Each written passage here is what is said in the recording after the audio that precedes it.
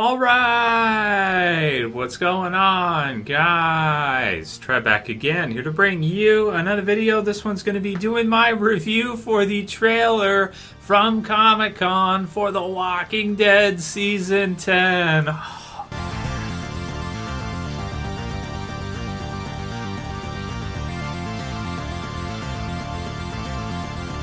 Alright dudes, this is it. I'll put the link in the description. If you guys have not seen the Season 10 trailer yet for The Walking Dead, you gotta watch it. Oh, it's so cool, man. So this one hit me like a ton of bricks because I just, there's so much new and so many things are so different, right? This is our first year trailer. Of course, Rick is not in the series anymore, so it's got a different feel. It's got a different vibe, and you know, I'm still, I guess, kind of getting used to it to get to see the trailer this year. And of course, he's not in it, but he's going to be in the movies. And I did kind of video giving my thoughts on the teaser trailer for the Walking Dead movie. Be in the channel if you guys haven't seen it yet. But it's just different this year because he's not in it. But it's still cool, man. I mean, it's you know, I'm trying to look at this and say like, okay, what's like the highlight of this this trailer for me?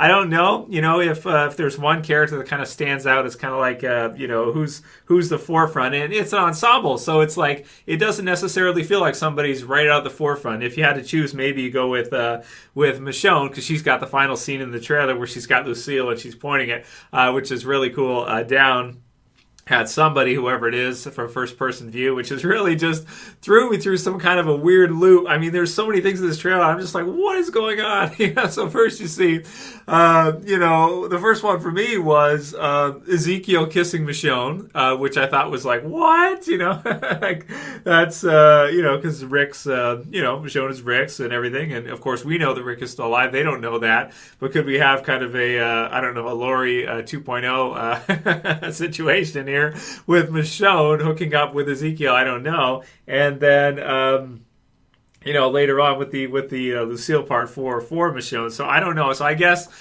for me, maybe Michonne takes it for the trailer. But Negan's got some good parts in this one too. Daryl and Carol both have some awesome parts, like their friendship talk, which is fun, about the bracelets. And I guess it's kind of like, because it kind of feels like maybe Carol is romantically interested in Daryl, and maybe Daryl is not reciprocating, or he just views it as a, you know, a friendship, this kind of thing. And so it's a funny scene, though. I like that one near the end of the trailer here, where you get to see that. All kinds of cool stuff throughout it. Of course, you guys know I love the Negan stuff, which is fun as he sees Aaron's kind of, whatever you want to call that, spiky hand, which is cool. The ball with the spikes on it, which is cool. It looks like something maybe Eugene has kind of cooked up for him. And that's awesome. So that's fun. You know, we start things off. We got the water, and we see a zombie there. Looks like the Oceanside will probably be returning this season. Yeah, sorry, guys. For those of you who don't like the Oceanside. And you've got maybe Carol, who's been going, you know, sailing, or just kind of gone off because, of course, what happened, obviously, in Season 9 with Henry. And you know, him being her sort of adopted son. And then, of course, they spent all those years during that time skip together, which was many, many years as she basically raised him. And then to see that happen with Alpha last season, I like the line here where the bitch has to die, right? So that's good. So I like that. So, you know, just kind of, you know, getting us kind of prepared for maybe a showdown between Carol and Alpha, which is really cool. And the Whispers have some parts in the trailer, but they don't have maybe quite as much as I would have thought, because this is basically coming towards what we see in this trailer is the Whisper War. Now, in the TV series, so far, from what we've seen, it doesn't look like they're really using the war with the Whispers, or the war between them, as kind of the selling point, which they've done in the past before, like All Out War. And, you know, All Out War Season 7, Season 8 are two seasons that people, especially Season 8, are ones that a lot of people didn't really like that much, so they kind of complain about those quite a bit. So it sounds like maybe they've kind of gone away from that with this trailer, and that they could have kind of made this look like some kind of all-out war clashing type of thing, but they kind of have kind of a more sort of mixed kind of trailer approach with this one, where it doesn't really look like you're seeing some ultimate, you know, further escalated from the prior, you know, even bigger war than the prior war, this kind of thing. It feels more like a mixed kind of ensemble drama type of trailer for this season coming up. And, you know, that's good from what we've seen recently in Season 9 with Kang's version of The Walking Dead and kind of the way she does things, it's probably good, and it's probably necessary for the future of the series, considering how people did feel about season 8 and All Out War, and just seeing constant action all the way through. This has a much more of a mix from the feeling of the trailer of different unexpected things and kind of some friendly moments there and kind of fun stuff, and then at the same time focusing also on Michonne, because of course she's leaving this year, and kind of just all these different things kind of coming together to create kind of a very full feeling, kind of mixed full feeling for this season coming up.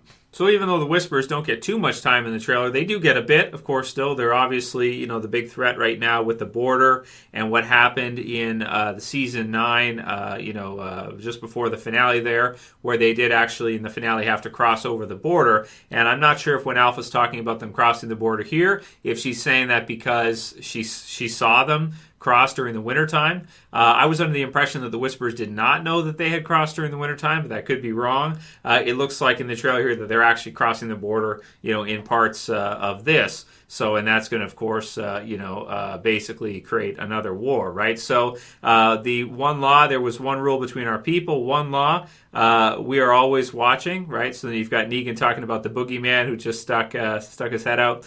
People are putting on their shitting pants, right? Put the shitting pants back on. So I like that. I wonder if he's talking to Gabriel like that, because that's pretty funny. I like that one. Makes you think of season 8's first half, right? When there was the shitting pants part, which was fun. Eugene hearing Stephanie maybe on the radio and kind of running to it. Rosita crying with the baby. Everybody's kind of scared and fears kind of gripping them. They have maybe some PTSD from what happened there in season 9's finale, or the border scene, right?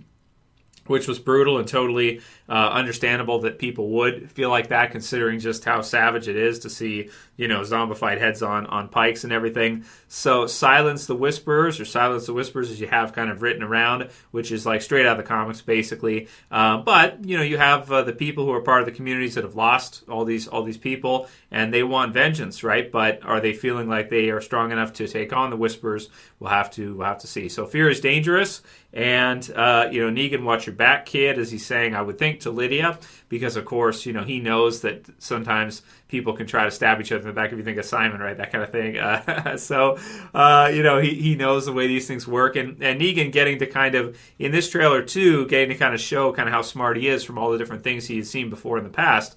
He's got a good understanding of how this thing's going to go, and he's kind of maybe a little bit ahead of the curve compared to a lot of the people who are here, who seem like they're not really with it for what to do and what's going to happen. So we have Daryl and Negan, maybe Negan getting a little bit too lippy with Daryl, and Daryl basically says he's going to kick his ass, right? or that they've never been, alone in a room before, not toe-to-toe, which is fun, where there ain't nobody there to save him, right? So that's fun. And do I think Daryl could kick Negan's ass? Yeah, I think Daryl could probably kick Negan's ass. I don't know. I guess so. I would say, yeah, I think you would be able to. So if you don't protect what belongs to you, then sooner or later it becomes, or it belongs to someone else, right? And you see a crowbar there with some kind of crowbar kill. And again, this is not a breakdown video. This is just me giving my thoughts on the trailer as a whole. So after, I guess we can go through scene by scene, freeze the whole thing down, and kind of give our thoughts on everything. But man, does Aaron ever look a lot like the comic Rick, right? And that's kind of one of the predictions going, is that Aaron will be kind of turned into the comic book sort of TV series version of Rick going forward, because of course Andrew Lincoln's Rick has gone to the movie, so he can't ever come back. So maybe we'll have Aaron be sort of like that TV series version of Rick going on forward, which I think is cool, because he's got that look. I mean, it's almost crazy. In some ways, he almost looks more like the comic book Rick sort of than Andrew Lincoln does, and that might be kind of violating to think about, but if you look at him, you compare picture to picture, it's kind of like, at least it's questionable, right? At least it's questionable who looks more like the comic Rick, right? So that's cool. He's missing the hand too, so that works.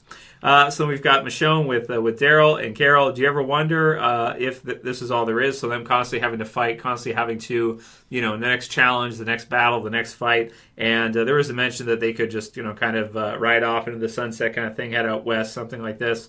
No more fighting, get on the bike and go. I think that's kind of trailer misdirection. Sometimes Sometimes we see that. So, they kind of mislead us. I don't think Daryl and Carol would want to run away or anything like that. Maybe they question it, but I don't think they'll actually do that and leave everybody behind. Because that would also mean that Carol would not be able to get vengeance for Henry. So, and I would think that she would, right? That she would have to. So then you see the border. We get a little bit of a look at Beta, but not too much in the trailer in this one. And so you have to be punished, and the bitch has to die. So he act as one, and the bracelet scene and Michonne with Lucille, and that's it for the trailer. So I like the trailer a lot. It's just there's so much to it. There's so much different little things happening, as is usually the case. It feels like rather than there being some kind of big selling point for the season, it's just kind of a mix of all the different little things that are happening, the different little character arcs and everything. Of course, for this season, the biggest thing happening probably would be Michonne leaving, which might kind of dwarf the Whisperer war, which is kind of starting to happen and we're starting to see. But because there's, as you see the trailer through, you get a sense that there's not that many, as we've been saying recently too, there's not that many of those older Walking Dead characters still around. So with Michonne leaving, that's going to be a big one for the season, and it makes sense that they end the trailer off with that, and they give her maybe a Lucille moment. But what's going to happen with her and Ezekiel, I don't know. I tend to think maybe she'll kind of push back and be like, what the hell? So maybe Ezekiel's lonely because Carol left him and everything. So we'll see about that. So that's kind of my review for the trailer, man. I enjoyed it and everything. It's hard to compare it to other seasons because it's just different, right? It's so different, and we don't really know what to expect so much. I mean, we kind of have some idea because of the comics, but it's so different with the TV series now that it's kind of like, it's hard to say like, oh, I'm excited for this part of the Whisperer War or that or whatever. And because you just don't know how they're going to interpret it. I mean, the Michonne with Lucille one is a good example. Like, what the hell is that all about, right? So that's cool. And this is just some stuff that's really, really different, right? So, and who will be the one to face Alpha? Will it be Negan? Will it be Michonne with Lucille? Will it be Carol? I guess we'll have to wait and see, man. So that's my first review for the Walking Dead Season 10 trailer, guys. Let me know what you thought about the trailer. How are you feeling? Compare it to other years. Where are you at with this one? Are you at the same hype level? Are you like, without Rick, it's not quite as hyped? Or, just how are you feeling about this one? If you like the review, please don't forget to thumb it up below. You can share, you can favorite, and subscribe at the bottom left if you're new. That's it for this one. I'll see you guys again soon for another video. As always, this is Trev, and I'm saying peace later, guys. See you soon.